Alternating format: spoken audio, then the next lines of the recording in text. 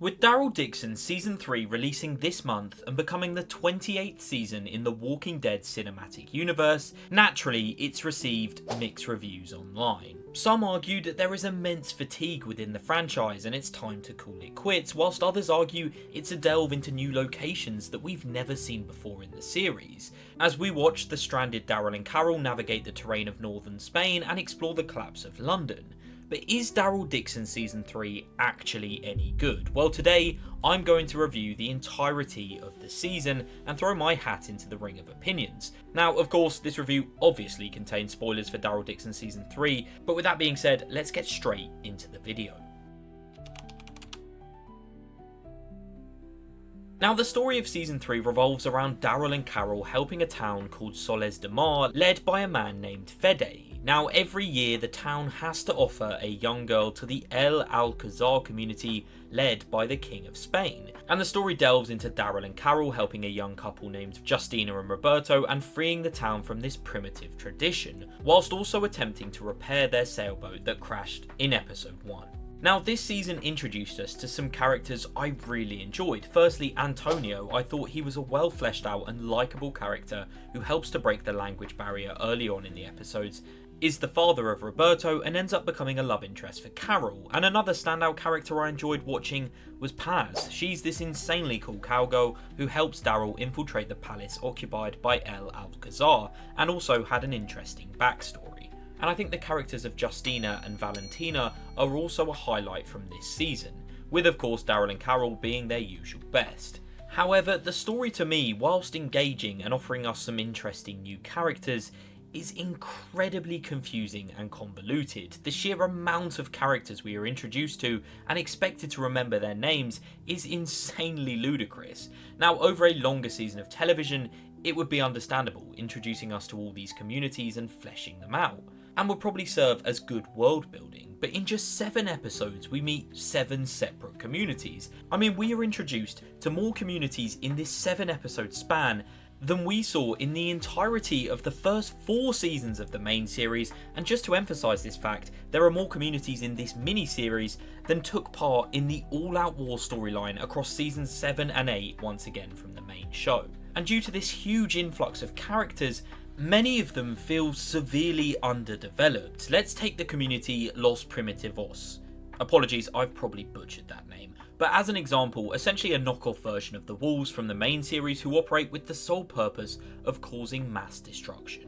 But they, as a group, are never fleshed out. It's not explained why they even attacked Soles de Mar in the first place. I mean, they basically all got slaughtered in a senseless attack for absolutely nothing. And it's never explained where they originate from and why they've waited 15 years to reach this part of Spain and randomly attack this town. I mean, a group like this could have easily been the main antagonist. Fede states the group is a somewhat legend in Spain, going around and killing people. But this so-called infamous community is just reduced to minimal screen time, no backstory, and seem to only attack when convenient for the story. On top of this, we have no named characters a part of their group, and it just seems to be a ploy for the story to have some cool fight scenes and walker action. I think overall there is just far too much going on in such a short span of time. With an episode count of only 7, the series should embrace the minimal screen time by introducing us to the main plot quickly and fleshing out the important characters, but it stretches itself far too thin, with my biggest problem being the treatment of El Alcazar.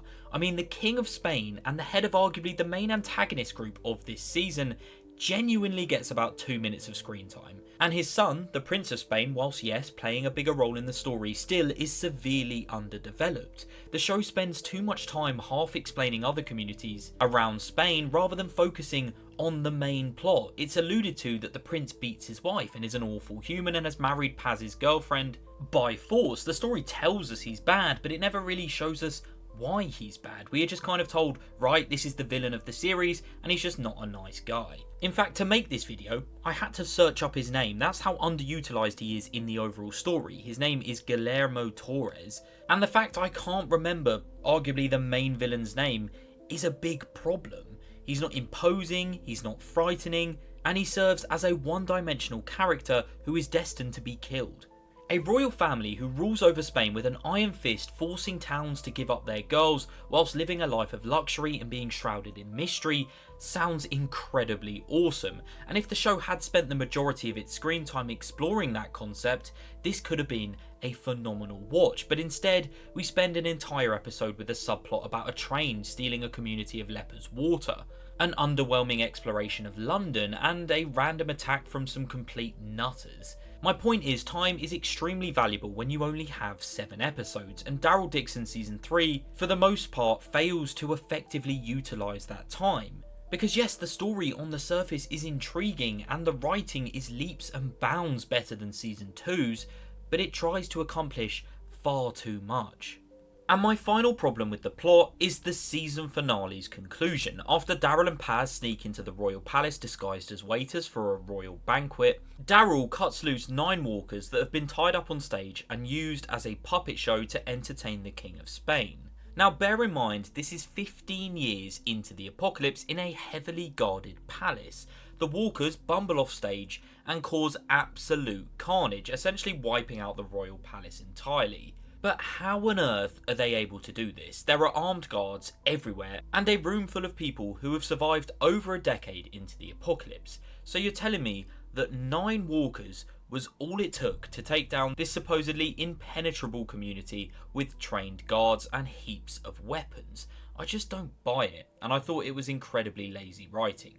Now, after you've just listened to me pick apart the entire season, you might think I absolutely hated it, but that just isn't true. Daryl Dixon Season 3 is a fun watch. Look, if you're looking for a riveting, layered story, this show might not be for you, but what this season is fun. The locations, which I'll get onto in a moment, are phenomenal, the acting is brilliant, and it's jam-packed with action and well choreographed fight sequences. With my favourite one of these being the bike chase in episode 5, Limbo, where Chofo's men chase Daryl into the leper community, and Rose, the little girl who lends Daryl her water bottle, is narrating over Daryl killing the gang one by one.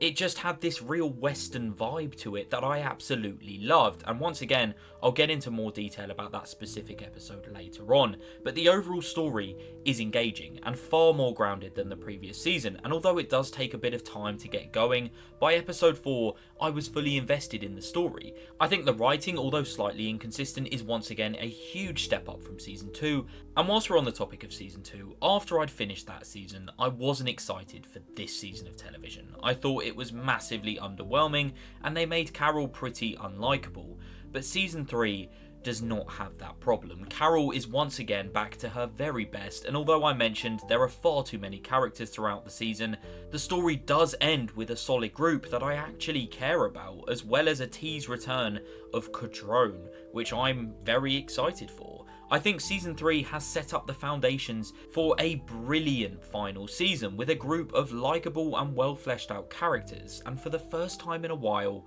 I have high expectations for what's next.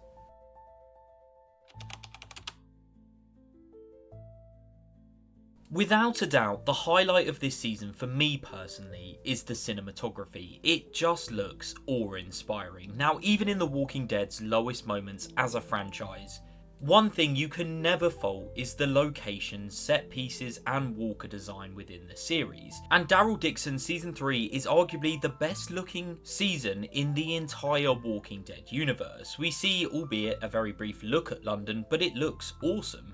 And then the setting of Spain serves for an absolute treat on the eyes. The exploration of iconic Spanish locations such as Park Güell, Barcelona's Gothic district, the iconic Alcazar Palace in Sevilla, and the rolling pine forests of Segovia. They all just look breathtaking, and seeing Daryl ride his motorcycle through these iconic locations is amazing. Likewise, the set pieces and fight scenes are expertly crafted. The cannonballs made of burning walkers in episode 3 to the train fight scene in episode 5. It's all just done incredibly well. This season encapsulates the beauty of Spain and poses us some new fresh ideas for combat. A train powered by walkers, a flaming cannonball of death, and a puppet show of corpses. These are new spins on old tricks and help to make this season feel entirely unique. Look, aside from the standout performances from the characters I mentioned at the start of this video, Norman Reedus continues to prove to us that the role of Daryl Dixon was created for him. He is absolutely superb in this season, as was Melissa McBride as Carol, who I thought had a return to form from a writing perspective. Now, my personal favourite episode in this season was episode 5, titled Limbo. This gave us vintage Daryl Dixon as he helps a community of lepers whose water had been stolen by a gang who inhabit a train that is powered by walkers. The fact the leader cuts people's eyes out and fed them to his pet iguana was threatening. In fact, I thought he was more imposing than the main villain of the story, to be honest. But I loved the western theme, the stunning visuals, and it had an engaging story to boot. It made it, without a doubt, the best watch from this season, in my personal opinion, and of course, the writers managed to shoehorn in the token kid character for Daryl to bond with, that of course being Rose, which I thought was done incredibly well. I enjoyed the character of Julian, portrayed by Stephen Merchant, and although the character only lived for a singular episode, due to Stephen Merchant not being able to commit to a long-term season, I thought for a one-off episode, Julian was great. Another scene I enjoyed was in the last act, as Justina returns to the town as the groups finally work together to clear her path of walkers. I thought this was well executed and a pretty exciting watch. On top of that, I think the comedy, although not laugh out loud funny, felt less forced and well incorporated into the script, as I felt especially the earlier seasons of Daryl Dixon and season 11 of the Walking Dead main series, sometimes the jokes come across as a bit forced or clunky, but here it's well done, especially with the comedic timing from Norman Reedus. With my favourite joke coming in the season finale when he says, "I hope that kid's not driving," it just put a little smile on my face. On top of this, we get some callbacks to the main cast and some little Easter eggs. Jerry's name is mentioned, and Carol alludes to possibly Jeffrey Grimes in episode 3, with a line about having a friend whose brother lived in Spain. And I think going into season 4, for the first time in a while, there's a group of characters that I actually care for in this series. And to wrap it all up, there's a beautiful scene of Daryl and Carol talking about running away from commitment. So, as I prepare for my final verdict on the season, in the conclusion, there are definitely some highlights to season 3 of Daryl Dixon, and it's without a doubt leaps and bounds better than the previous season.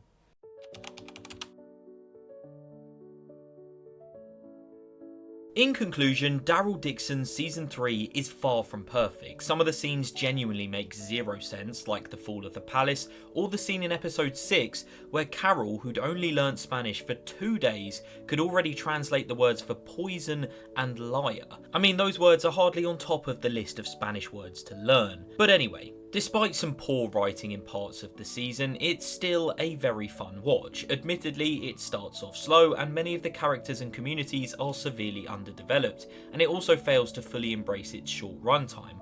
But visually, it's stunning, the story is engaging, and the acting is pretty good all round. If you're looking for some gritty, masterfully written seasons of the Walking Dead universe, this probably isn't it. However, it's a huge leap in the right direction, and in my opinion has laid the foundations for season 4 of Daryl Dixon to not only be the best season of Daryl Dixon, but possibly the post-main series era. They have put themselves in a nice position, and the show is an enjoyable watch. So despite its flaws, overall I'd still give it a 6.8 out of 10. I think, like I said earlier, there are some huge problems with the plot and the influx of characters, but overall I think it's a huge improvement, hence the more positive tone of this review. But with that being said, please do let me know what your thoughts on Daryl Dixon Season 3 were down below in the comments, as I would love to hear what you guys thought. If you did enjoy today's video, please do like and subscribe, as it helps the channel out massively, and we are quickly closing in on 30,000 subscribers. As always, thank you so much for watching, and I'll see you all next time. Goodbye.